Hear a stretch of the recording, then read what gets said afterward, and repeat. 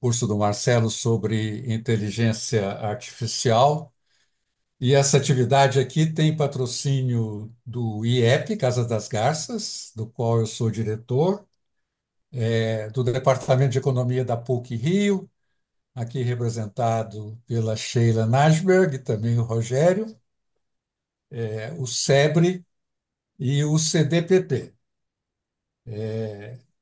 O- os vídeos e os slides de cada apresentação estarão disponíveis no site da Casa das Garças no dia seguinte, é, esperançosamente, à apresentação do Marcelo. E, e vocês podem entrar no site, tem duas maneiras: um é iepcdg.com.br, o outro é www.casadasgarcas.com.br.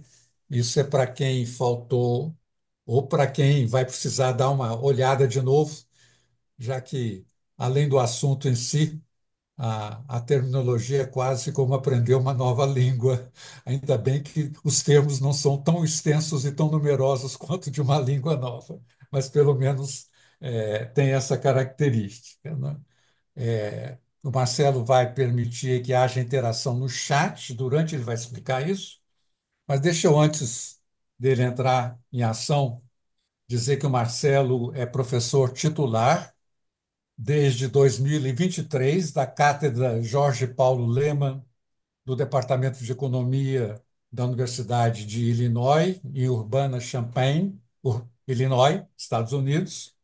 Ele encontra-se licenciado do Departamento de Economia da PUC-Rio, do qual tem sido professor desde o ano 2000. Marcelo possui bacharelado, mestrado e doutorado em engenharia elétrica pela PUC-Rio. Sua área de pesquisa é econometria e ciência dos dados, com particular interesse na interseção entre teoria econométrica e estatística e ferramentas avançadas de aprendizado de máquina. Você já vê que a terminologia aqui já vai sendo pesada. Só para explicar o que o Marcelo faz, mas tendo publicado mais de 50 artigos em periódicos internacionais especializados, Marcelo concentra sua pesquisa em desenvolvimentos teóricos e aplicações empíricas em finanças, macroeconomia, previsão e avaliação de políticas públicas. Eu quero manifestar aqui meu especial agradecimento pelo Marcelo se dispor a nos oferecer essas aulas tão esperadas graciosamente. Marcelo, com a palavra, obrigado. Obrigado, Edmar, pela a introdução. É um prazer. Boa tarde, boa noite aí a todos. Aqui ainda é tarde. É um prazer poder apresentar um pouquinho desse material para vocês, né? Como o público é heterogêneo, eu preparei um material que vai desde o muito básico e ao longo dessas 5 semanas a gente vai chegar a algo não super avançado, mas a ideia é que todo mundo aqui consiga entender um pouco do que está por detrás desse boom de inteligência artificial que a gente está exposto no nosso dia a dia, né, atualmente. Então, o curso, na verdade, são 3 pontos, né? Machine Learning, né? Aprendizado por máquina, a inteligência artificial e processamento de linguagem natural. O foco, vocês vão ver que o termo inteligência artificial é mais um buzzword, né? No que a gente faz e o que existe hoje, na verdade, é aprendizado por máquina, né? Acho que forma como a gente entende a inteligência artificial plena, a gente está muito longe de chegar lá, né? A gente ainda não entende completamente a inteligência natural, muito menos a artificial, né? Então, eu vou apresentar são técnicas de machine learning, de aprendizado por máquina e de processamento de linguagem natural e tentar desmistificar um pouco é, dessas ferramentas ditas de inteligência artificial que a gente está exposto atualmente. Então, bem-vindo a todos. É um prazer ter 113 participantes. Isso realmente estou 117. impressionado. 17 com os quatro panelistas, né? Então, assim, estou impressionado com a quantidade, isso me deixa feliz, né? Então, hoje são dois tópicos, fazer uma introdução geral e focar mais no que a gente pode entender por machine learning, por aprendizado por máquina, né? Então, curso é isso, é uma introdução suave, tranquila, num passo relativamente lento, a machine learning, que eu vou chamar de ML o tempo todo, inteligência artificial, AI, e NLP, que é processamento de linguagem natural. E aonde a gente quer chegar um pouco no final da história, né? Quero abrir a caixa preta dos chamados GPTs, né? Os Generative Pre-trained Transformers, né? E a gente vai ver que, você olha o nome Transformer, a gente pensa naquele desenho animado daqueles robôs que viram carro, robô, uma coisa futurista, né? De novo, é um buzzword. Na verdade, isso aqui é um modelo matemático. O que a gente vai ver que tá por detrás disso tudo é matemática com poder de processamento de dados, poder computacional muito grande, e algoritmos para processar esses dados. Mas, no fundo, o que liga tudo, né, o conector disso tudo é a boa e velha matemática, né? Então, não tem nada de mágico por trás disso. Então, aqui eu só coloquei, deixar claro quais são as datas. São 5 encontros de 90 minutos que nós teremos. Tá? Eu vou pausar a minha apresentação de tempos em tempos para abrir para perguntas. O que eu vou pedir é que perguntas muito gerais, perguntas mais open-ended, sejam deixadas para o final, para a gente não perder meio o andar da carruagem, e que as perguntas ao longo da aula sejam perguntas mais de esclarecimentos, né? De algumas dúvidas sobre o material que está sendo exposto. Tem Eu uma tenho que para você lista. as perguntas, Marcelo, que Oi. as perguntas são no chat. Podem fazer as perguntas no chat ou quem não quiser escrever, quando eu abrir para pergunta, pode levantar a mãozinha, eu vou abro o microfone e a pessoa pode falar, tá? É, tem uma lista de leitura no site da Casa das Garças, é uma lista também muito heterogênea, tá? Tem a maior parte são textos técnicos. O que eu espero é que pelo menos após essas 5 aulas, aqueles textos sejam é, não fáceis de entendimento, mas que, pelo menos, a linha geral do que está ali possa ser compreendido. Tá? Ao longo dessas semanas também, se eu achar que é o caso, eu vou trazer mais material. O problema é que tem muito material, muito diverso, a qualidade do material na internet, né? Então, eu vou trazer algumas coisas ao longo das aulas que eu acho que precisa, tipo uma curadoria para quem tem maior interesse ou quem quer rever um tópico, enfim, eu vou também, ao longo dessas semanas, trazer esse material. Tá? Então, por que que a gente tem que estar. A pergunta é, por que que a gente tem que estar. Por que que eu estou aqui falando isso para vocês? Por que que o Edmar me pediu? Marcelo, será que você não pode falar sobre inteligência artificial? Por que que a gente está tão interessado nisso? Né? Está havendo inteligência artificial, machine learning, está aí há muitas décadas, né? Há mais de meio século, esses termos já circulam, já é feito desenvolvimento nisso. Agora, se a gente for no Google, tá? E usar uma ferramenta chamada Google Trends, tá? Né? O Google Trends ele mede, né? Ele cria um índice relacionado a quantas vezes um termo foi pesquisado no Google. Né? Então, isso está sempre normalizado entre 0 e 100. Né? Então, você vai lá no site do Google Trends e eu posso perguntar assim, olha, o termo Artificial Intelligence e o termo Machine Learning, né? Como é que o número de pesquisa desses termos evoluiu ao longo dos anos? Então, eu pedi aqui para fazer a contagem em pesquisas originadas em qualquer ponto do planeta, entre 2010 e 2025. Tá? E o que a gente vê é essa linha aqui. Sempre teve alguma popularidade, mas era menos até 2015, menos em 2015. Você começa a ter um aumento. Aqui é quando você começa a ver é, algumas aplicações já no nosso cotidiano, os smartphones, o telefone que reconhece a sua face e aí desbloqueia o telefone,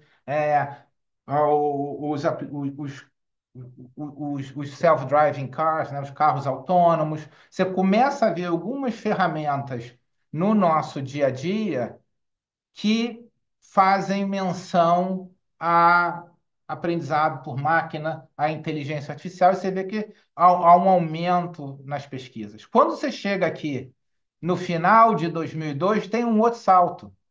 Isso aqui é a criação dos GPTs, né, dos Transformers, que esse modelo entrou na nossa vida, na vida de todo mundo, via os chatbots, o chat GPT, né? É, e isso foi uma explosão, você vê que aumentou a procura. Mas o mais impressionante é quando você olha, você compara essas duas curvas, quando eu incluo aqui dois termos, GPT e chat GPT. E é isso que a gente vê. O aumento é tão gritante que até a variação que você tinha em machine learning e em artificial intelligence fica desprezível perto do número de busca sobre o que é GPT e chat GPT, né? Você tem um dispara aqui, aqui em novembro de 2022, que é quando a OpenAI lança o Chat GPT, né? Então você explode isso, está todo mundo querendo saber o que que é isso. Isso está dentro das nossas vidas, do nosso dia a dia, né? Aqui eu só estou dando um zoom na imagem anterior para ver aqui a evolução. Então, as pesquisas sobre machine learning e inteligência artificial ficam até desprezíveis perto de como aumentou o interesse por esses outros dois termos aqui. Então, isso está no nosso dia a dia, isso está na nossa vida. É, Vamos tentar entender o que que é isso, como isso funciona, como é que a gente pode usar isso a nosso favor, né? E como a gente tem que lidar com isso, né? Teve um choque tecnológico agora, o mundo mudou, e a gente não adianta lutar contra, a gente tem que saber usar a nosso favor. Temos que, para os professores que estão aqui, nós temos que repensar como é que nós vamos dar as nossas aulas, como é que nós vamos fazer as nossas provas, como é que nós vamos enviar os trabalhos dos alunos, como nós vamos avaliar a aprendizado dos alunos, né? Para os alunos, tem que ver como é que eles vão realmente aprender nesse novo mundo, né? Como usar essas ferramentas de forma responsável. E no nosso dia a dia, como é que a gente pode usar isso para otimizar processo, para a gente ter ganhos de produtividade. Os ganhos podem ser incríveis, mas existe um efeito colateral, né? O efeito colateral de eventualmente a humanidade emburrecer. Tá? Eu vou falar mais um pouquinho sobre isso lá na frente. Então, a gente tem que usar isso com responsabilidade, mas não dá para lutar contra. Então, assim, no passado, tivemos alguns choques. Quando a internet surgiu, o mundo mudou. Depois, quando ferramentas de buscas, a Wikipedia, quando surgiu, né? Então, acabou a enciclopédia física em papel, né? Então, a gente tem que lidar com isso. Só que agora veio muito forte. Então, a gente tem... Mas para saber como usar, saber as limitações, saber como usar de maneira responsável, a gente tem que entender um pouco do que está por detrás, do que essas ferramentas elas estão entregando para a gente. Tá? Então, essa é a ideia. Tá? Então, começar aqui o vocabulário, né, que o Edmar mencionou, a sopa de palavras, tá? Então, eu vou jogar um monte de palavras aqui para vocês, né? Depois a gente vai começar a falar um pouquinho sobre o que são essas coisas. Então, o que quer dizer ChatGPT? É um chatbot, tá? Ou seja, é uma ferramenta em que eu posso conversar, então, como a gente conversa no WhatsApp, como é que a gente conversa, né? Conversa no SMS, só que em vez de estar conversando com um humano, eu estou conversando com a máquina, com o computador. Mas o que é conversar com o computador? Estou conversando com um modelo matemático, tá? Na verdade, eu estou conversando com a matemática, né? O que é essa matemática? É o chamado GPT, Generative Pre-trained Transformer. Ou seja, é um modelo matemático que foi estimado com base numa quantidade absurda de dados, que é capaz de gerar novos dados. Tá? Então, assim, meu Deus, que coisa fantástica, que coisa excepcional. Bem, para os econometristas aqui na audiência, ou alunos de graduação ou de pós-graduação, quando você faz um curso de econometria, ou quando você faz um curso de macro, onde você cria um modelo matemático e você gera cenários para variáveis econômicas, por exemplo, que é um pouco do jargão de econometria, quando você estima um modelo autorregressivo vetorial e você gera uma simulação de Monte Carlo, a gente está gerando dados. A gente tem um modelo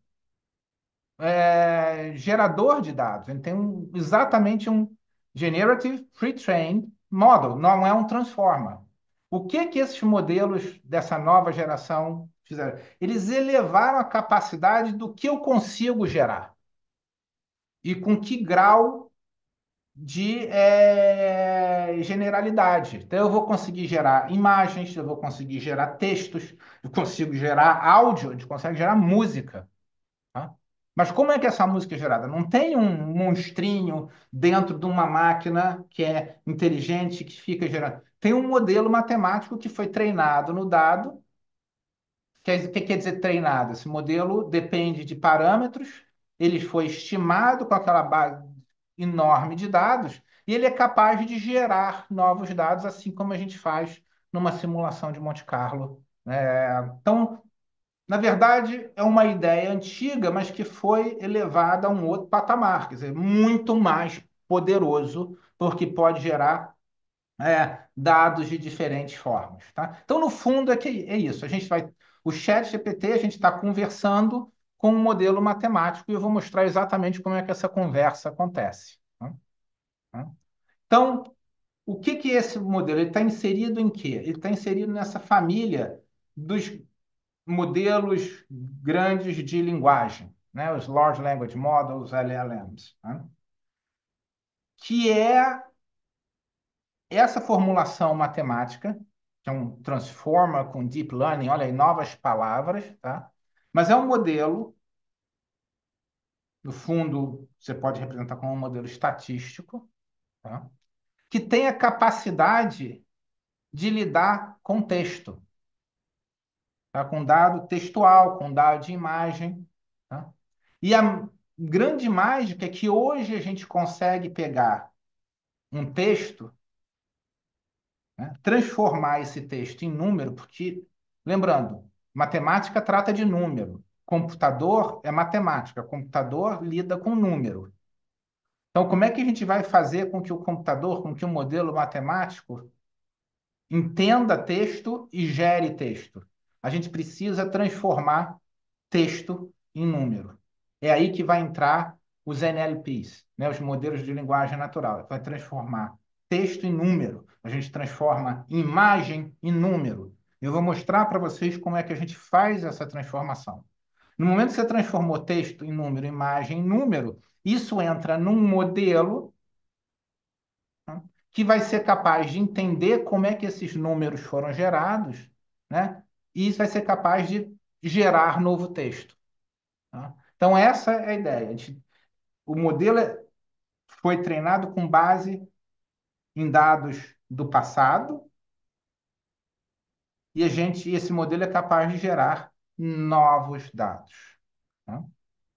É, e isso é feito através dos modelos de linguagem natural e outro jargão aqui que a gente vai olhar também, que são os modelos de machine learning generativos, que a gente vai gerar novos dados e a gente, com isso, você pode, por exemplo, ter esse diálogo que vai parecer uma conversa entre dois seres humanos, mas é o computador com o ser humano, tá?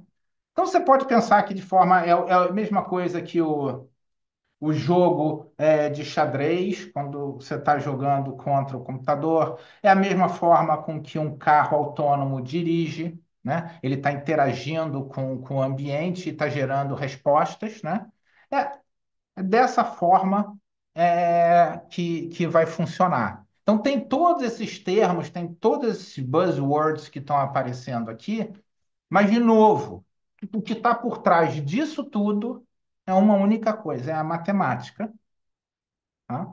Que não é uma matemática de outro planeta, tá? Você não precisa ter doutorado em matemática pura para entender o que está por detrás daqui, de forma nenhuma, tá? A matemática simples, com uma capacidade computacional enorme, tá? Com avanços da tecnologia de você ter computadores que podem processar a informação de maneira muito rápida, tá?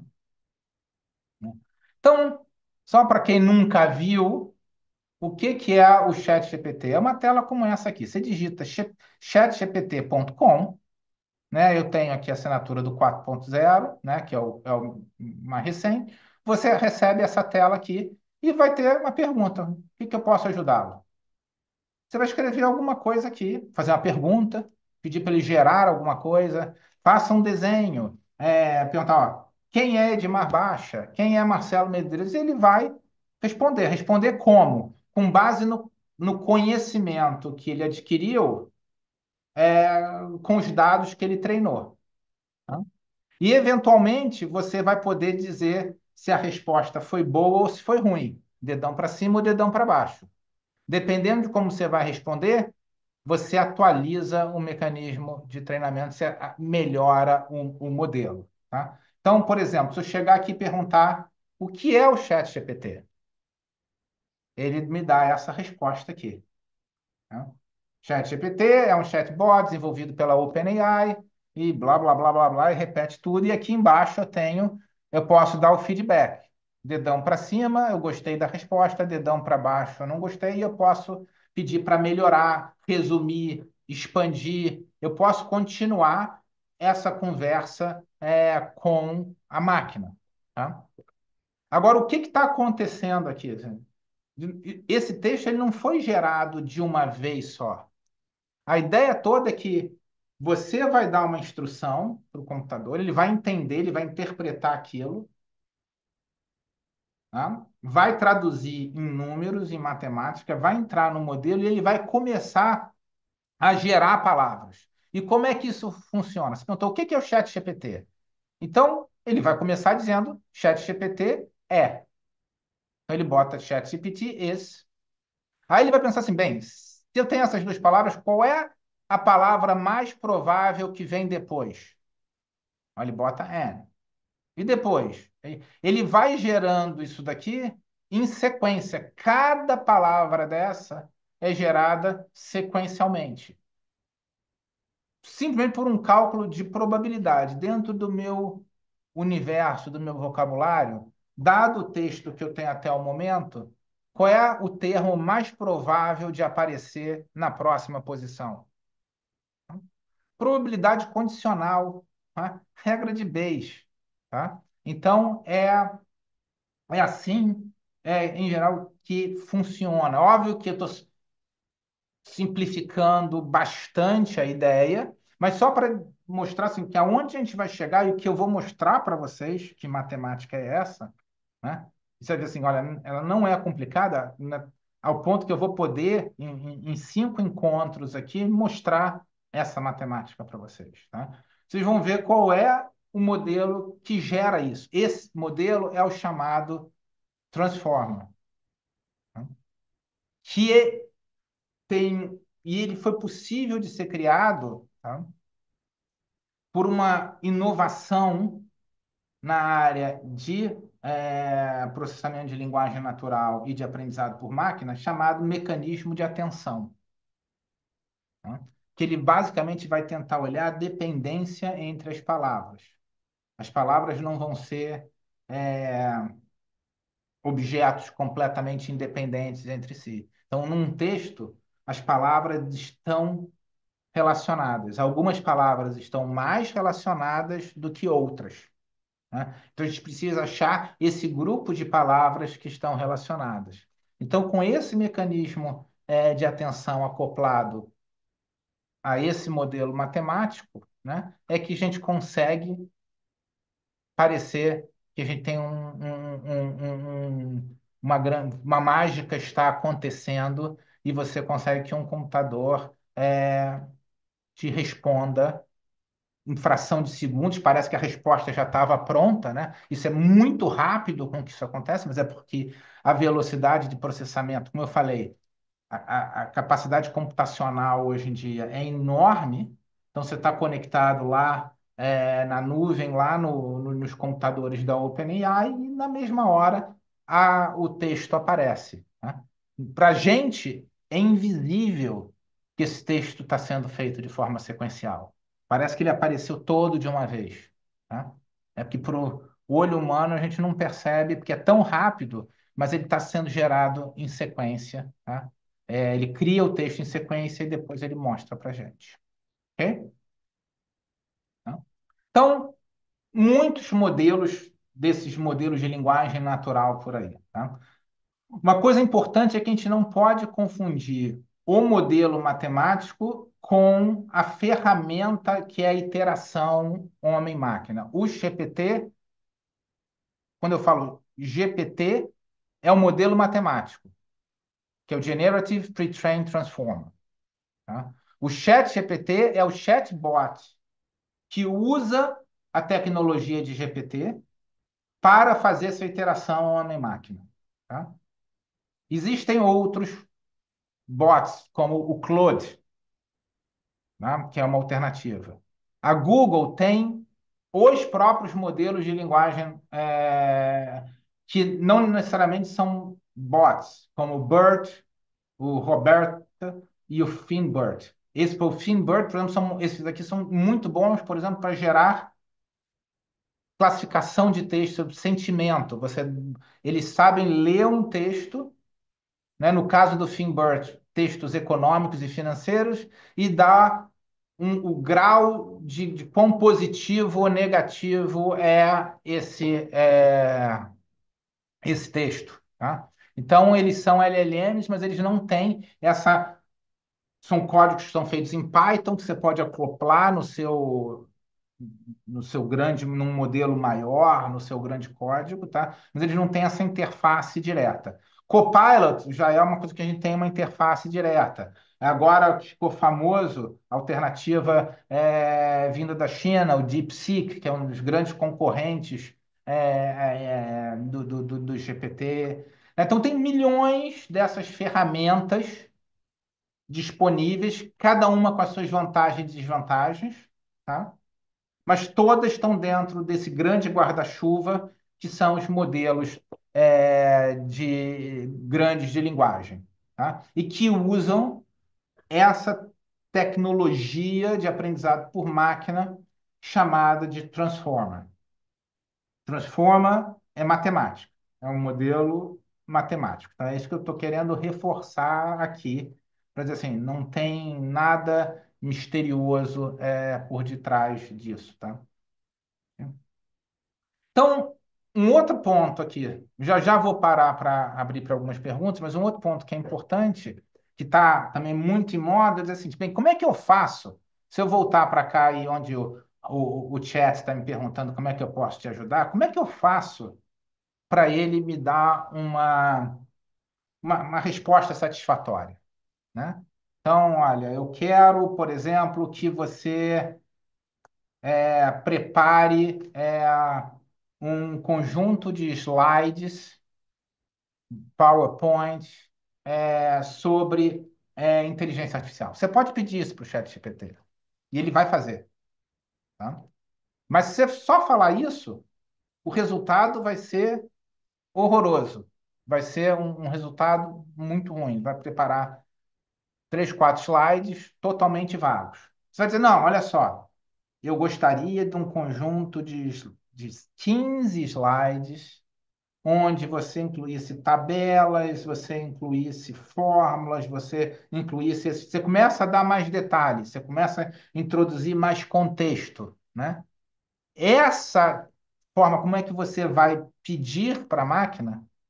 Te lembra, não é um ser inteligente que você está lidando, tá? Você não está pedindo para um ser humano fazer alguma coisa. Você tem que ser, você está pedindo para uma máquina, para um programa de computador gerar alguma coisa. Então você tem que dar detalhes, porque o programa não raciocina, ele não pensa fora da caixa, ele não consegue tomar decisões sobre algo que ele nunca viu. Tá? Por isso que estamos muito longe de realmente falar em inteligência. Ele vai ser mais o papagaio do pirata que vai repetir o que ele ouviu antes. Então, para você guiar o que ele vai, você tem que guiar o que ele vai repetir, tá? Então, isso é o que a gente chama de prompt, né? Então, é a instrução no detalhe que a gente vai dar para um bot desses da vida, para ele responder o que a gente quer, tá?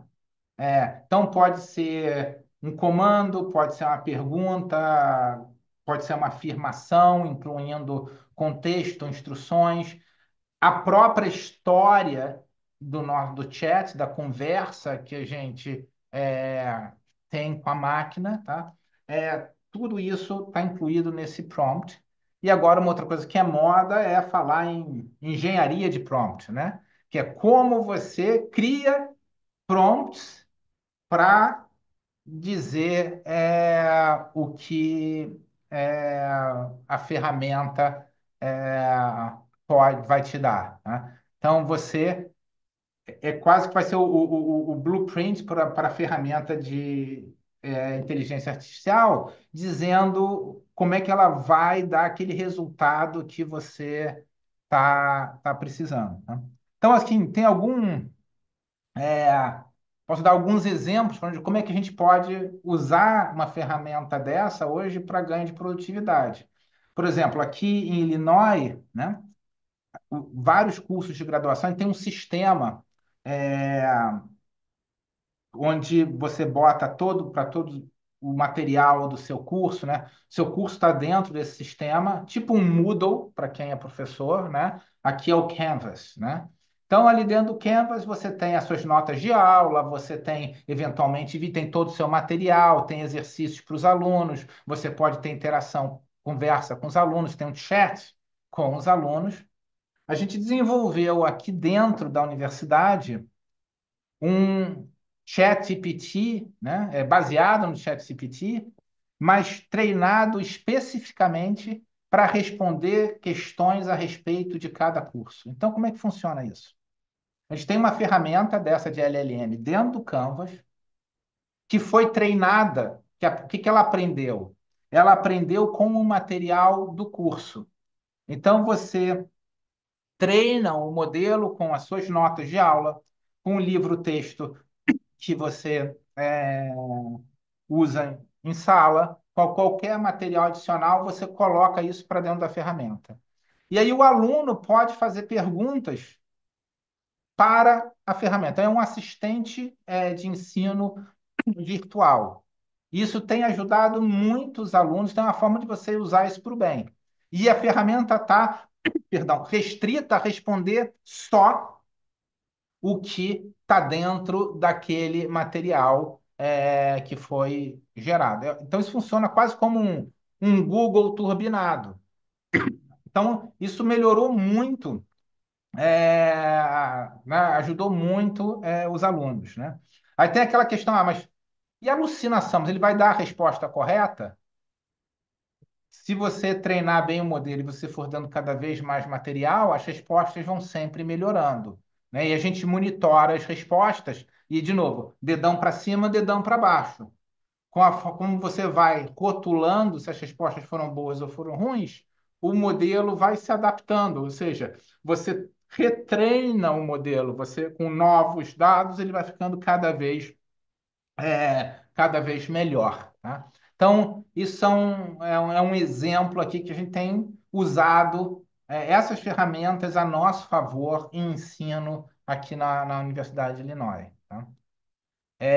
Então, eu vou só antes de abrir a palavra para o Edmar, que levantou a mão, vou ver se também tem alguma pergunta. Só para dizer qual vai ser, então, a história das nossas aulas, né? Hoje eu só vou dar essa visão, uma visão geral para vocês sobre Machine Learning e Artificial Intelligence. Segunda aula, a gente vai dar os primórdios, assim, o básico de processamento de linguagem natural. Terceira aula, eu vou falar de redes neurais, que é o modelo de machine learning que está por detrás dessa história toda, né? A aula 4 eu vou falar basicamente do mecanismo de atenção e de como transformar a palavra em número.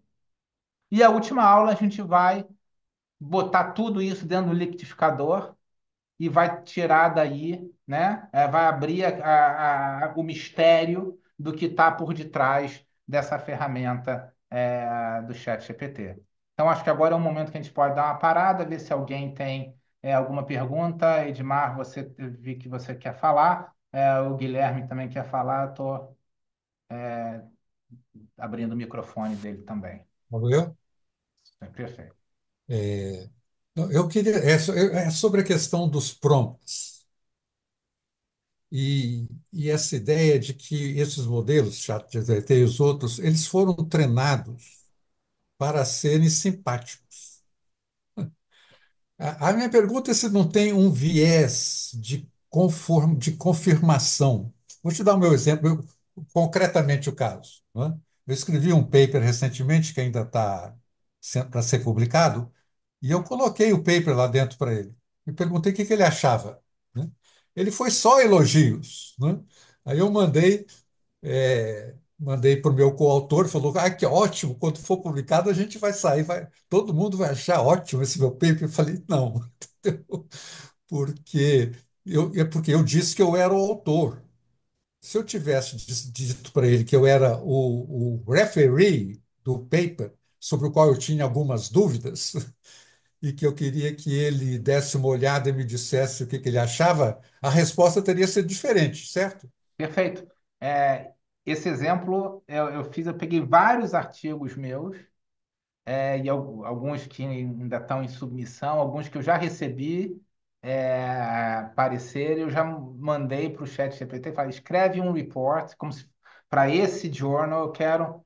Mas se você fala, só escreve um parecer, a tendência é ele te dar um parecer positivo.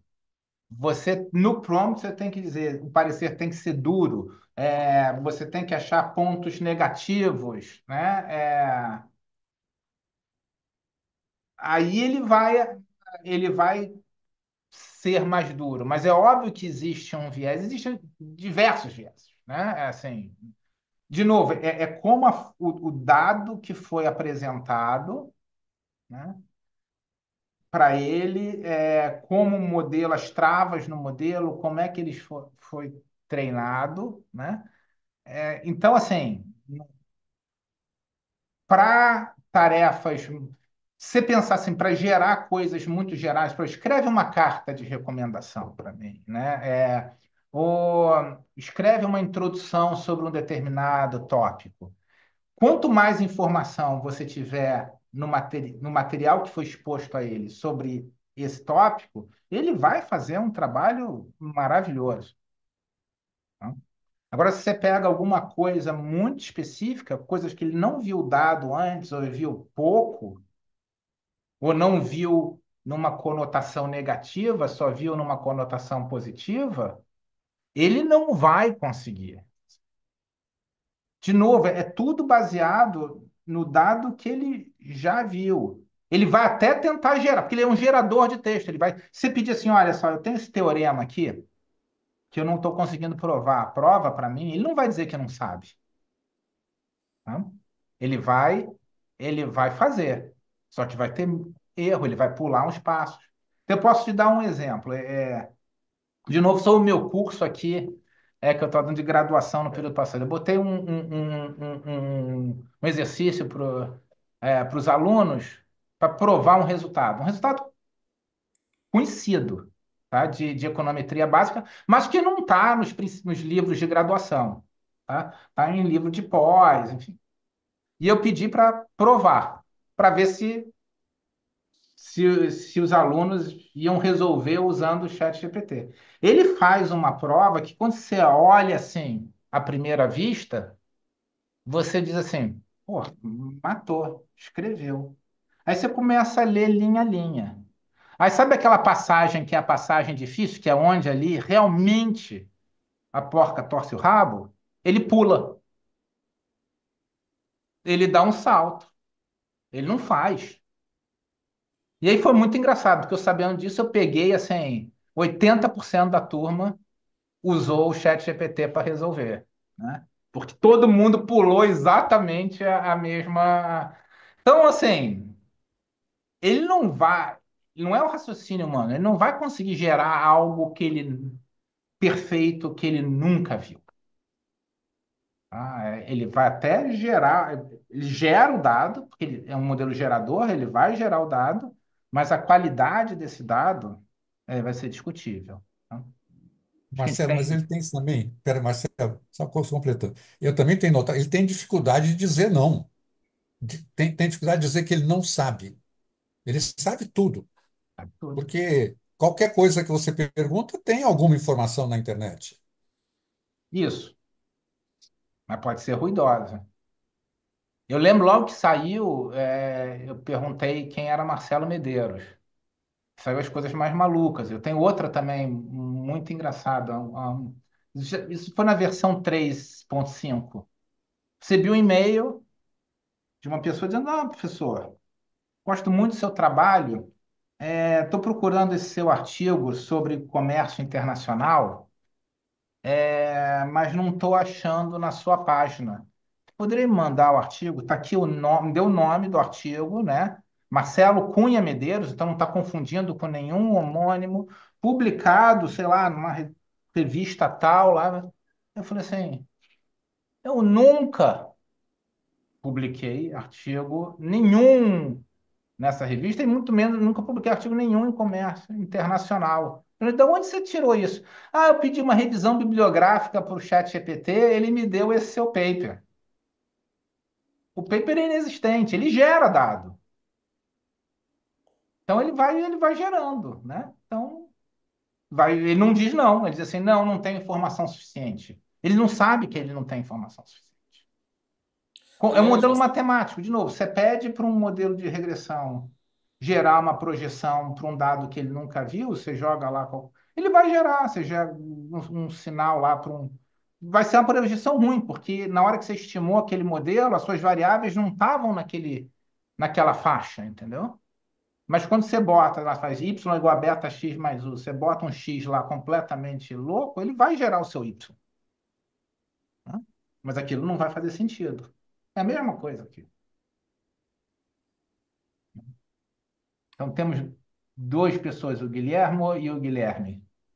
Acho que na verdade, o Guilherme aqui sou eu, Maurício, aqui. Na verdade, eu estou usando a conta do Guilherme.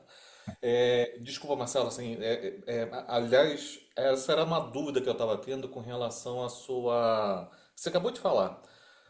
No fundo, a gente está torturando os dados, torturando o modelo nesse caso, e como é que a gente faz então para que o modelo é, que se propõe a gerar os dados e que vai gerar os dados, como é que a gente treina esse modelo para que ele não alucine? E como é que e quais que são as métricas? Existem métricas para fazer com que o modelo não alucine? tem duas formas, tá?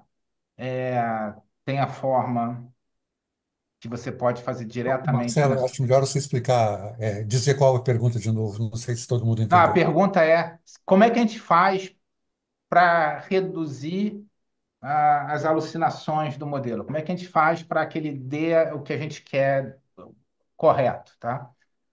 Esses são modelos que eles são retreinados o tempo todo. Eles têm uma coisa chamada aprendizado para o reforço, né? Reinforcement learning. Então, à medida que ele interage, por exemplo, aqui, eu vou dar para ele, né, o dedão para cima ou o dedão para baixo.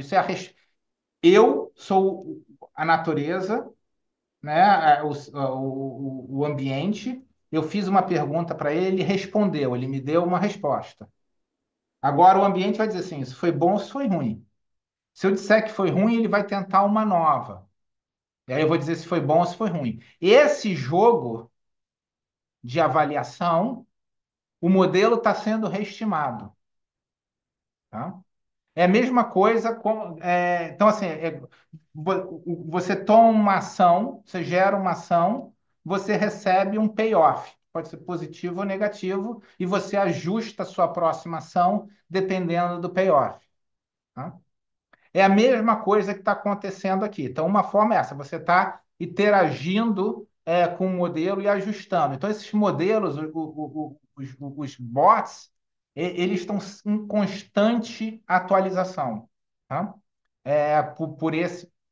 Por esse diálogo que ele tem. Então, e tudo que a gente sobe no ChatGPT tá lá, ficou. Uma vez na internet, sempre na internet. Ele tá aprendendo. Você fez upload de um texto, pediu para ele fazer um resumo daquele texto. Aquilo ali entrou na base de dados dele. Aquilo ali vai sendo utilizado para melhorar. Tá? Então, isso é como ele acontece de forma orgânica, de forma natural, tá? Tem uma outra maneira que você pode, assim, se você quer usar isso na sua indústria, no seu grande modelo, você pode refinar o treinamento. Aí você não está lidando direto com um bot como esse. Você está em cima dos modelos de linguagem, você vai dizendo, olha, eu quero que esse modelo de linguagem aprenda econometria. Que nem a gente fez aqui, como eu dei o exemplo do nosso bot dentro do Canvas para os alunos fazerem perguntas. Eu vou dar para ele um monte de texto relevante de econometria, porque eu quero que ele aprenda aquele material. Então, eu estou apresentando novos dados para o modelo, e esse modelo vai ser retreinado com esses novos dados. A gente pode ser, né? Então, um modelo o GPT que a gente tem dentro do Canvas, ele é treinado com o material dos cursos. Então, por exemplo, eu dou um curso de econometria. O meu GPT é diferente do GPT do professor de micro, que é diferente do GPT do professor que dá aula sobre sistema operacional na ciência da computação, porque esses modelos foram treinados com bases de dados distintas, tá? Então, essa é a forma de você melhorar. Ainda assim, vai alucinar? Vai alucinar. A gente tem que dar o dedão para cima e o dedão para baixo, né? É assim, um carro autônomo eventualmente vai bater no poste.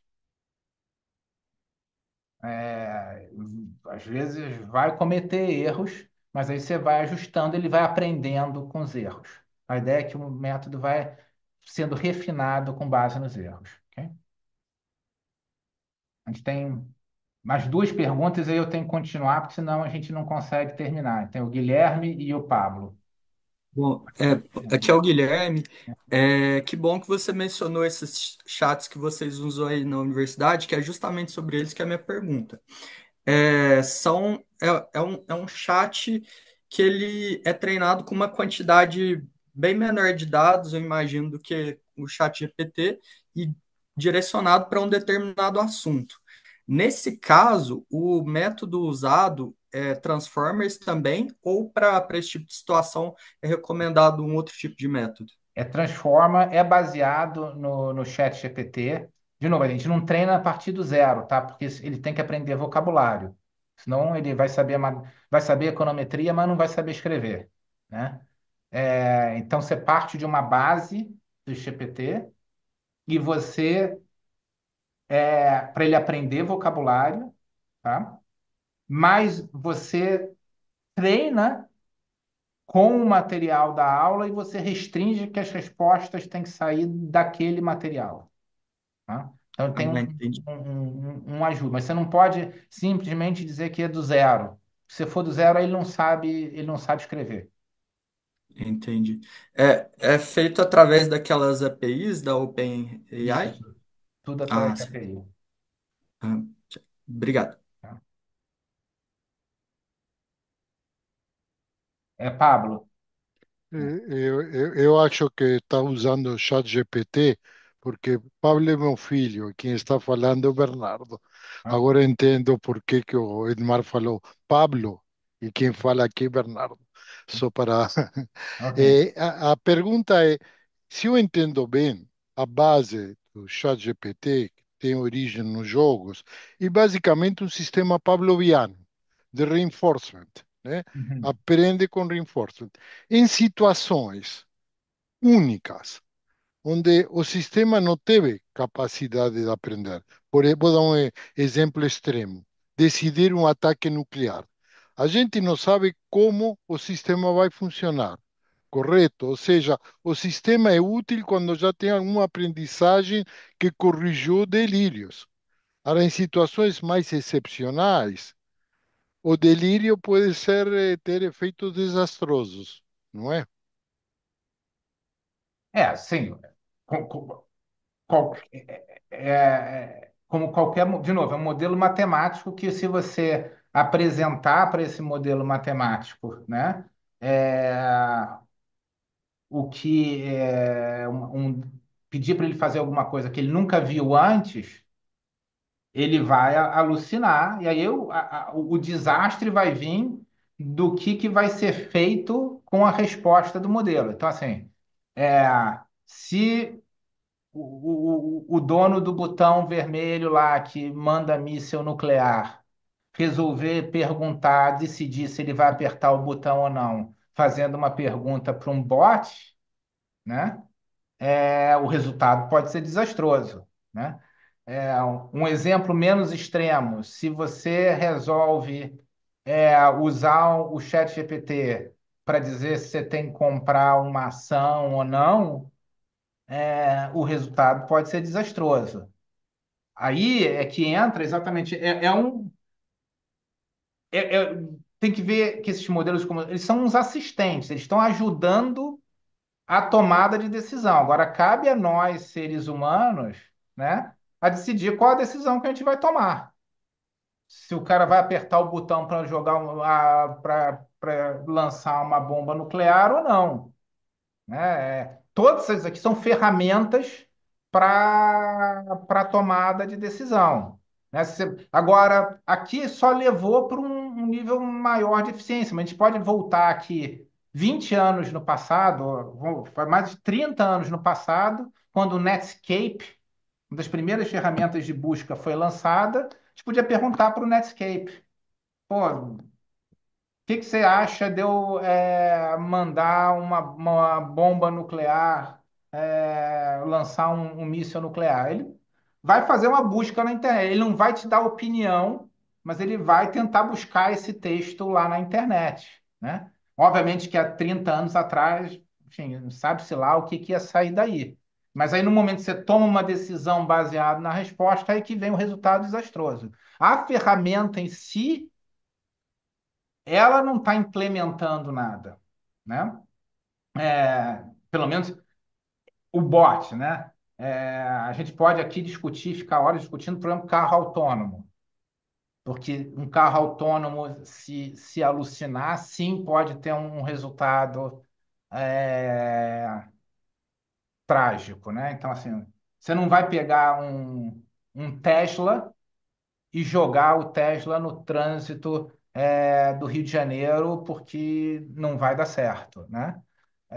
Então, assim, então ali que pode. Então, tem que saber aonde você vai usar essas ferramentas. Mas eu acho que a gente ainda tem muito poder na mão. A gente está muito longe de achar que vai ser dominado pela máquina. A gente pode tirar o computador da tomada a qualquer momento. Então, essa é a minha visão para isso. Obrigado. Acho que vou dar continuidade aqui, porque senão a gente não termina hoje, tá? Então, o que é machine learning, né? Então, se a gente pensar o que é a inteligência artificial, o que é machine learning, se a gente pensar o que é inteligência artificial assim, plena, vai ser a habilidade de você pegar uma máquina, um computador, um robô, e essa máquina emular pensamento humano e desenvolver tarefas, né, em gerar tarefas comuns dos seres humanos, né, em ambientes no mundo real, né?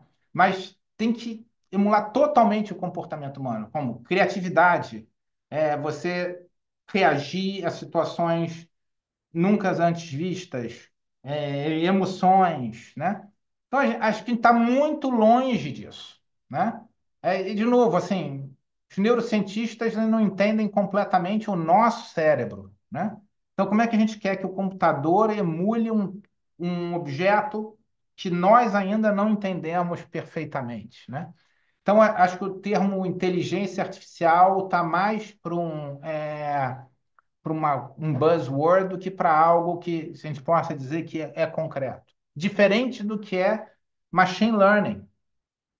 E machine learning é isso, é como você vai pegar dados e fazer o computador aprender. O que é o computador aprender? É você pegar um modelo matemático, né, e algoritmos computacionais que vão fazer seja possível olhar para um dado, identificar padrões, tomar decisões baseadas nesses dados e o modelo aprimorar, melhorar à medida que novos dados são gerados.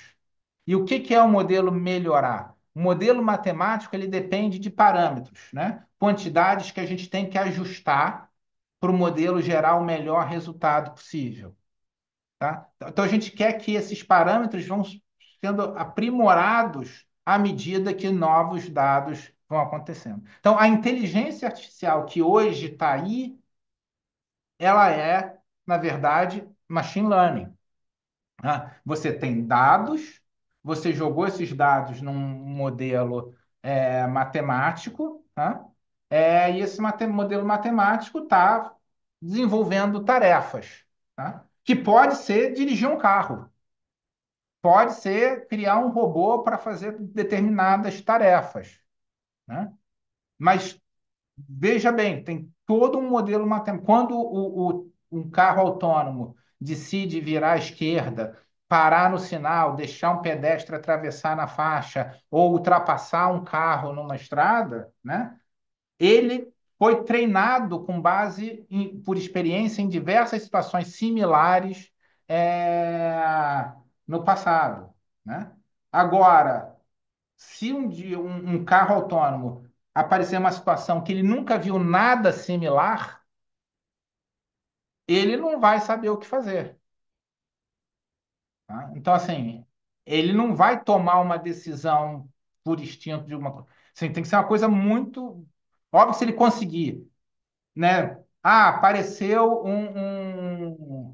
um animal na frente. Ah, não, é um objeto na frente, ele vai frear.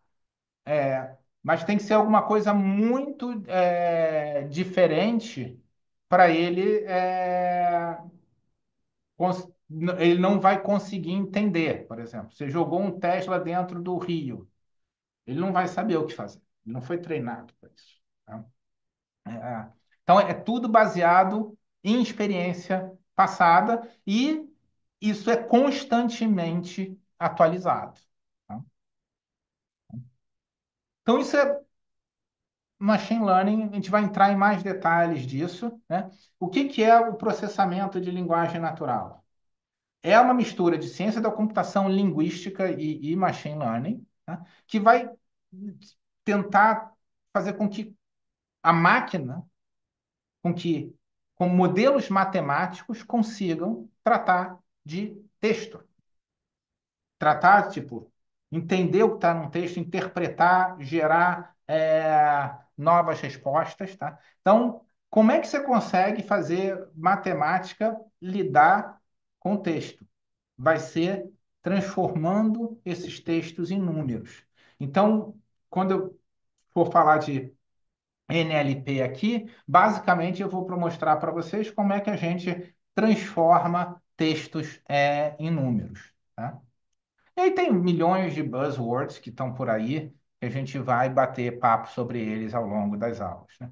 Então, machine learning está com a gente na nossa vida, não tem como fugir. Você usou Google Maps, Waze, tem machine learning, tem essas ferramentas de AI e machine learning. Mídias sociais, quando você tem recomendação de posts, os feeds os posts que vão aparecendo nos seus feeds em Instagram, Facebook, LinkedIn, tudo baseado em machine learning por detrás. Para quem tem casas inteligentes, com controle de temperatura, é, luz, energia, tudo com inteligência artificial. Os nossos telefones, quando reconhecem nossas caras, em imagens, quando vê a sua impressão digital para liberar o telefone, os assistentes virtuais, como Siri, Alexa e da vida, os milhões de chatbots de teleatendimento, que agora não é mais teleatendimento, mas de chat, de atendimento de empresas, os carros autônomos, sistemas de recomendação, câmeras de segurança. Rio de Janeiro está cheio delas de reconhecimento facial, machine learning, Google Translator, né? Tradução tudo isso é uma combinação dessas técnicas de machine learning, algumas com processamento de linguagem natural, processamento de imagens. Então, tá, esses são só alguns exemplos de como isso está no nosso dia a dia. E assim, não tem como escapar, não tem como lutar contra isso. A gente tem que usar da melhor maneira possível. Tá? E essas tecnologias, de novo, elas não são novas. Tá? É, eu entrei na PUC para fazer engenharia em 1992. Tá? No departamento de engenharia elétrica tinham três cursos já sobre isso: redes neurais, lógica nebulosa e algoritmos genéticos, que eram as técnicas famosas da época. Né? Redes neurais agora estão em moda, mas já existe lá em 90. Mas isso já existia, já os primeiros papers de redes neurais são da década de 60. Né? Tem alguns papers da década de 60. Isso já existe há muito tempo. Né? Por que ficou tanta atenção recentemente? Primeiro, porque o combustível desses modelos, para esses modelos mostrarem realmente todo o seu potencial, vem dos dados. Sem dado ou com pouco dado, nada disso funciona. E a gente está na era do Big Data, né? De dados de todos os tipos, formas. Né? Então, sem esse combustível, não tem machine learning, não tem AI, de um ponto de vista prático. Tá? Segundo, o avanço de poder computacional. Né?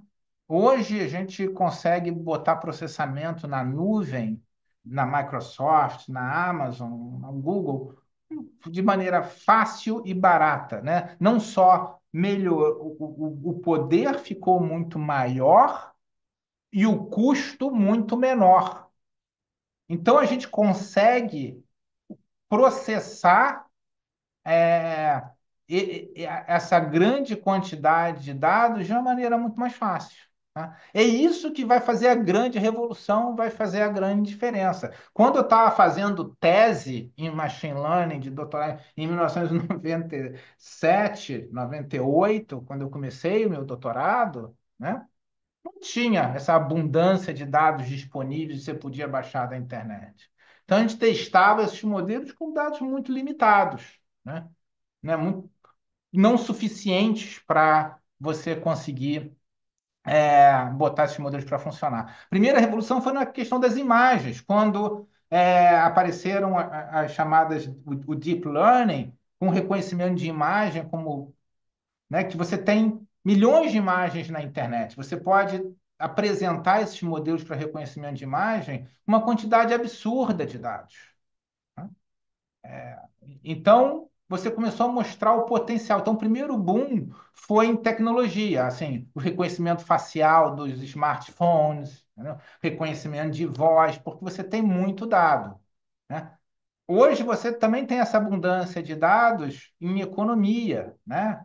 né, microdados, uma quantidade de dados absurda. E você começa a perceber também o terceiro ponto é a habilidade de processar texto e áudio, e imagem, e texto virou dado. Então, agora, você quer pensar em fazer uma previsão sobre quanto vai ser a inflação do próximo mês? Você não vai olhar só para aqueles dados que estão lá na Bloomberg e botar no seu modelo. Você vai pegar todas as notícias de jornal e você vai processar essas notícias de jornal, posts em redes sociais, você vai pegar essa massa enorme de dados, vai processar, isso vai entrar no seu modelo também. Então, a gente está indo muito além do que lá é a nossa curva de Phillips com três, quatro variáveis para explicar a inflação. Agora você tem uma capacidade incrível de usar essas técnicas para tentar extrair alguma informação. É óbvio que o cobertor é curto, né? Tem muito dado, muito poder, muita flexibilidade. Agora, se você quiser explicar do porquê que você está fazendo essa projeção, por que que o modelo está te dizendo isso, tentar dar alguma interpretabilidade, a gente vai perder muita interpretabilidade. Isso é uma questão que a gente vai falar mais para frente. Tá? Então, a gente tem dado em tudo que é lugar, seja no supermercado, no seu GPS, no seu telefone, em câmeras, jornais, internet das coisas, os aviões mandam sinais o tempo todo de dados. Então, os dados estão em todos os lugares, em diferentes formatos, né? E crescendo absurdamente, né? Você vê o número de tweets, por exemplo, no X de 2013 para 2022 você triplicou, né? É, conteúdos disponíveis no Facebook passou de 684 mil para 1,7 milhões por minuto, tá? Por minuto. Então, assim, vocês têm uma ideia de quanto de dado é gerado, tá? Então, qual é a ideia disso tudo aqui? É que você vai ter essa maçaroca de dados, você precisa ter aqui uma engenhoca que vai processar esses dados e vai te dar insumos para a gente poder tomar alguma decisão. Tá? O que está aqui são os modelos de machine learning, que são os modelos matemáticos, que a gente vai transformar a maçaroca de dados em decisões. Tá? Então, vamos tentar formalizar um pouco mais o que é aprendizado por máquina, o que é machine learning. Né? Se você pegar a definição clássica, tá? Que é atribuída a um pesquisador da IBM, chamado A.L. Samuel, em 1959, tá? Estamos falando de 1959. Ele vai dizer o seguinte, olha, aprendizado por máquina é o campo de estudo que dá aos computadores a habilidade de aprender sem serem programados. Né? A frase que ele fala é um pouquinho diferente, tá? Então, isso aqui já foi o efeito de marketing para dizer que os computadores vão ser seres autônomos que vão sair aprendendo por aí, né? O que ele diz, na verdade, computadores vão aprender por experiência, eliminando a necessidade de programação detalhada, tá? Parece um detalhe inócuo, mas a gente vai ver aonde é que está essa diferença, né? Então, parece que o que é machine learning é alguma coisa que não, é uma mágica que você faz o computador aprender sozinho, né? E tem várias, eu vou estar disponibilizando os slides, tem várias definições na internet na mesma linha, né? Diz assim, que o computador vai aprender e agir como humanos, né? E vai evoluir numa forma autônoma, né? Então, parece que são coisas completamente independentes, né? Então, se você pergunta ao chat GPT, ele vai responder basicamente, ó, que é quase que o que foi atribuído ao Samuel, né? Ele responde praticamente a mesma coisa. Em vez de ser explicitamente programado, os computadores vão ser treinados é, com dados e algoritmos e vão ter a habilidade de aprender sem terem que ser programados, tá? Então vamos entender o que isso quer dizer, para deixar bem claro que não tem mágica aqui. Se a gente pensar Vamos imaginar o seguinte: você quer fazer um sistema que você está numa instituição financeira, você tem que decidir se você vai dar crédito ou não para uma determinada firma. Tá? Então, você tem dados de diferentes firmas, características das firmas, né?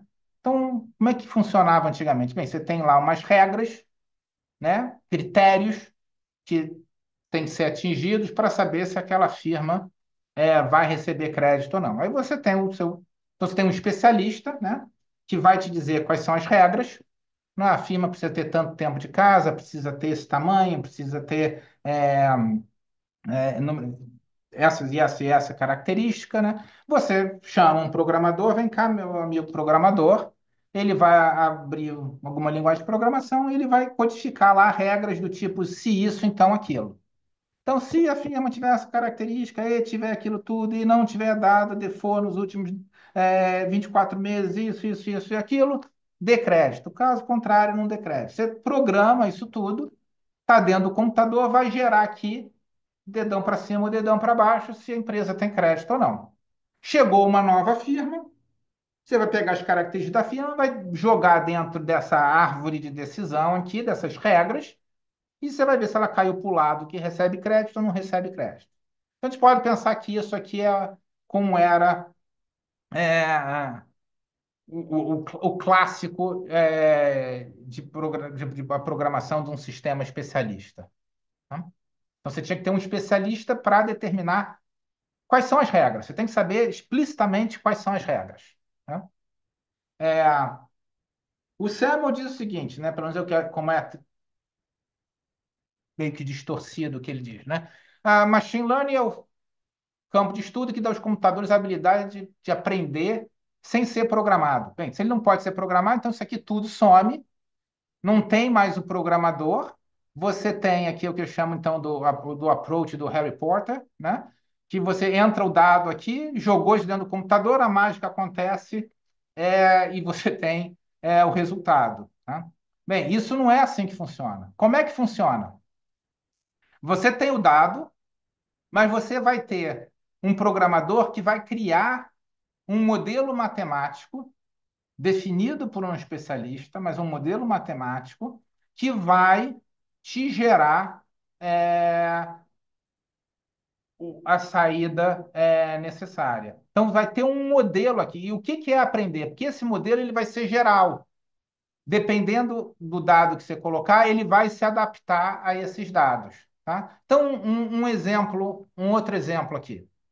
Eu quero saber se o meu e-mail é um e-mail válido ou é um e-mail inválido.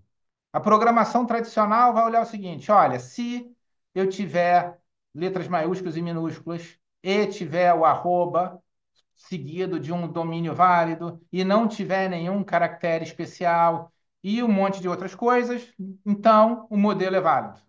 Caso contrário, o e-mail é inválido.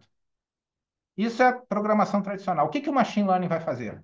Eu vou pegar um monte de, vou pegar um dados sobre e-mails, tá? Então, vários dados, esses dados estão rotulados. Eu tenho e-mails que não são válidos, recebeu zero, um e-mail que é válido, recebeu um outro e-mail aqui que recebeu zero. Então, eu vou ter vários desses e-mails. Então, eu tenho características dos e-mails.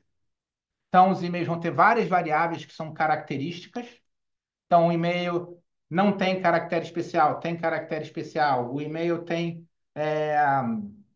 só letra, não tem letra. O domínio é válido, o domínio não é válido. Tem várias características e está rotulado se esse e-mail é válido ou não. Aí, o que que eu vou fazer? Eu vou ter um modelo estatístico que vai me dizer o seguinte: olha, eu vou criar uma função matemática que eu vou ter aqui os dados, a entrada dos dados, tá? E esse modelo aqui vai ser treinado com os dados, baseado nas características, ele vai me dizer se o e-mail é válido ou não. Vai me dizer sim, o e-mail é válido, não, o e-mail é inválido.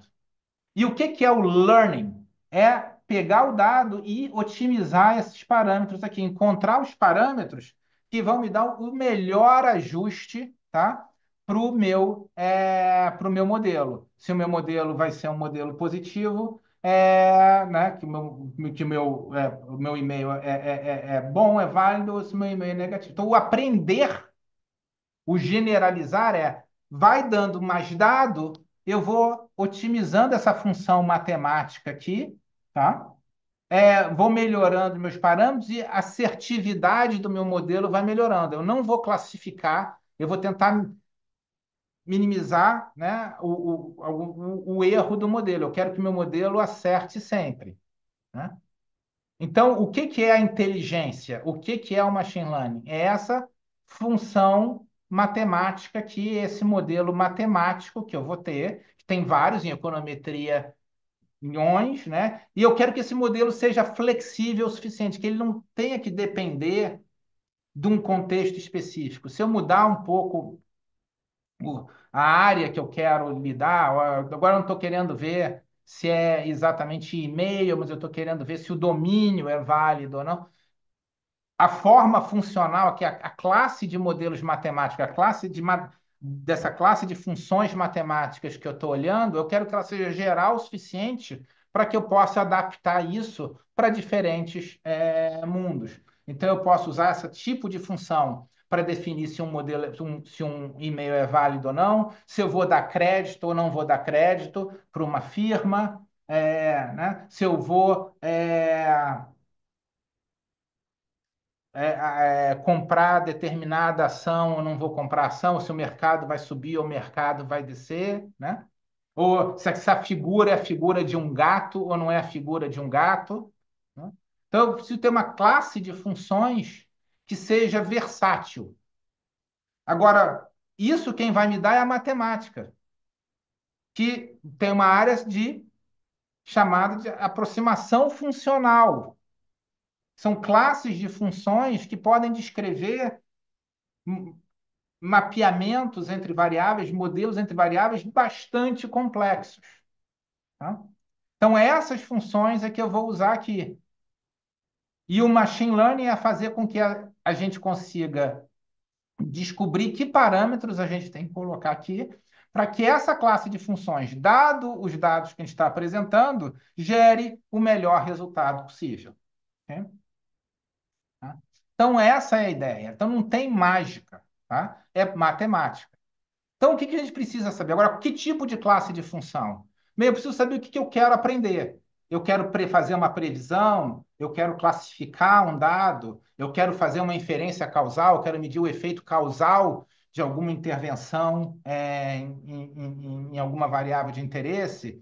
Eu quero agrupar objetos, quero construir grupos, né? Eu quero aprender parâmetros estruturais da minha economia ou em modelos epidemiológicos, né? Ou eu quero gerar novos dados, né? E muitas outras coisas. Então, a gente tem vários objetivos que a gente pode fazer e para cada um deles a gente vai ter classes de modelos diferentes.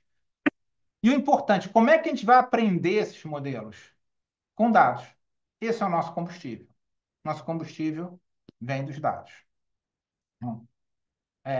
Então, botando tudo isso junto, como é que eu vejo o que, que definiria o que, que é a machine learning, né? Porque é a união de estatística, de matemática, é o que vai dar aquela função F ali, com algoritmos, com métodos, algoritmos. Como é que eu faço aqui, por exemplo, nessa função F, para recuperar esses parâmetros aqui?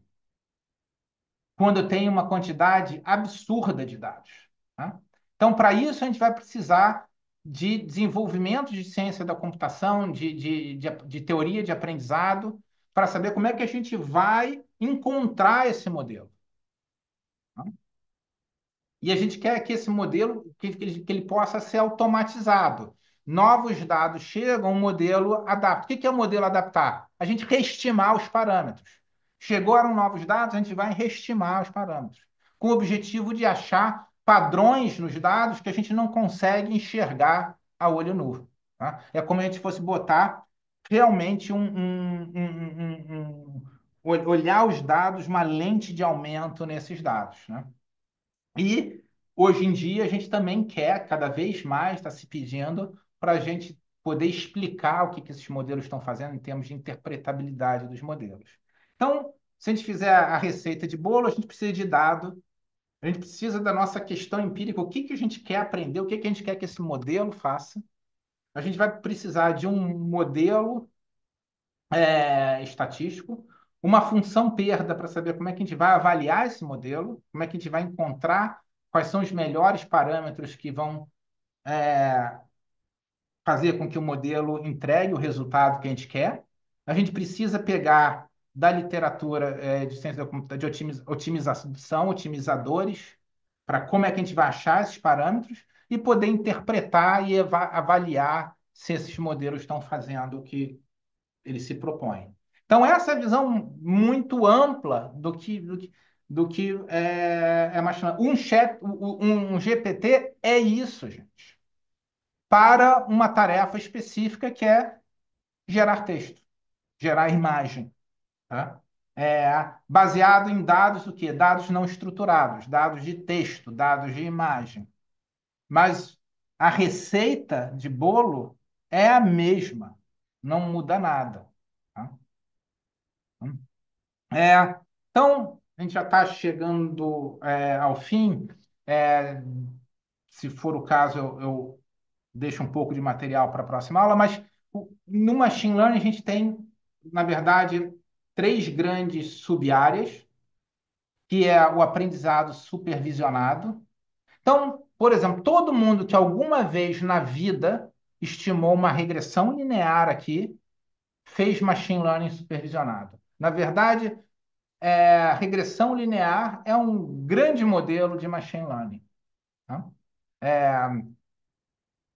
Grandes vantagens e ele é supervisionado. O que quer dizer supervisionado? Eu tenho um alvo, eu quero fazer um modelo para ele me explicar alguma coisa da melhor maneira possível. Tá? Ou eu gostaria de classificar uma imagem, eu gostaria de saber qual vai ser o efeito de alguma política econômica em variáveis macro. Tá? Então, eu tenho um alvo e eu quero um modelo que consiga explicar esse alvo. Né? Então, esse é aprendizado supervisionado. Então, regressão é um exemplo. Aprendizado não supervisionado é quando a gente não tem um alvo, mas, por exemplo, eu tenho um grupo de clientes da minha firma e eu quero agrupar esses clientes, saber que cliente é parecido com quem. Tá? Então, eu quero construir grupos de clientes. Isso é aprendizado supervisionado. A gente vai ver muito disso porque a raiz dos modelos de LLM está em agrupar palavras, saber que palavras são similares ou pertencem à mesma classe. Né? Então, aprendizados não supervisionado é isso. E a gente tem o aprendizado por reforço, que é o carro autônomo, que é o dedão para cima, o dedão para baixo no GPT. Ou seja, você tem uma ação, o ambiente te responde com um payoff, assim, né? Você teve um efeito positivo ou negativo, com base na resposta do ambiente, você vai atualizar as suas ações. A sua próxima ação vai depender da resposta que você teve. E aí você vai ter uma nova resposta e você vai interagindo. Né? Isso é o que está por detrás dos carros autônomos. Tem um componente dos GPTs da vida, dos LLMs, que tem esse método. É, os algoritmos para jogar xadrez, jogar Go, está basicamente baseado nessas técnicas. Tá? Então, qual é o caminho? Por que a gente está indo? A gente começou, né, na evolução dos modelos, a gente começou com o modelo de machine learning com dado estruturado, passou, que é o dado de Excel, passou para o machine learning com dado não estruturado, que é o texto, a imagem, o áudio, né? Você vai fazer aquela função lá para determinar se o e-mail é verdadeiro ou não. Aqui você precisava de só número para dizer se o e-mail era verdadeiro ou não. Agora aqui você pode ter texto também. E aí agora você tem um novo mundo que você está na era dos modelos generativos, que agora você vai gerar dados, mas de uma forma muito genérica. Você pode gerar imagens, você pode gerar música, você pode gerar texto. Então, a gente está caminhando nessa direção, né? E os avanços dos últimos anos foram incríveis, né? Então, se a gente pensar a primeira geração, você tinha um dado de Excel entrando num modelo matemático e você tinha a sua saída. Então, o modelo era treinado com dados de Excel e depois você podia produzir novas saídas baseadas em novos dados, né? Então, você treina um modelo, um dado estruturado, sua planilha Excel bonitinha, você tem um novo dado, você consegue gerar novas saídas. A segunda geração, você tem dado não estruturado, você tem texto, você transforma o texto em número, você bota no seu modelo de machine learning e você tem a sua saída. Eu chamo disso de segunda geração. E agora você tem uma terceira geração, que é, você tem um modelo que foi pré-treinado com dados, mas você não precisa dar novo dado para ele sair simulando, para ele sair gerando dados para você, tá? Então, um GPT pode escrever toda uma introdução, um texto enorme para você, uma introdução de um livro, sem você precisar dar nenhum dado para ele. Você só pede para ele gerar a introdução. Ele vai basear o que ele vai gerar na experiência passada. Ele não precisa, de novos dados, né? E tem diversas aplicações que a gente pode fazer isso em economia, né? Estratégias de marketing, decisões de portfólio, tanto com dado estruturado, você tem aqui uma série de, uma caixa de ferramentas, a caixa de maldades, né, dos modelos que você pode utilizar. Você pode hoje pegar dados da internet, transformar em texto, modelos de tópicos, transformar em número, botar na sua caixa de maldades e gerar várias aplicações. Aí por aí vai. E hoje a gente está nesse mundo em que você pode o dado que a gente tem disponível é o que está aí pelo mundo, é o que está em tudo que está. A gente não precisa mais só da planilha Excel. A gente pode olhar de uma maneira muito mais genérica para dados, tá? Enfim, então eu acho que eu já me estendi mais do que eu devia. Eu posso voltar, se tiver interesse, na próxima aula, falar mais um pouco dessa parte que foi um pouco corrida, mas essa é uma visão geral, né, de como eu vejo esse mundo. E agora, o que que a gente vai fazer nas próximas 4 aulas? A gente vai entrar em cada uma desses buzzwords que eu falei aqui, a gente vai entrar mais a fundo e eu vou realmente tentar abrir a caixa preta para vocês. A gente vai realmente ver o que está por detrás desses modelos de machine learning, tá? Então, acho que eu vou parar por aqui. Então, quem tiver perguntas, por favor, fiquem à vontade.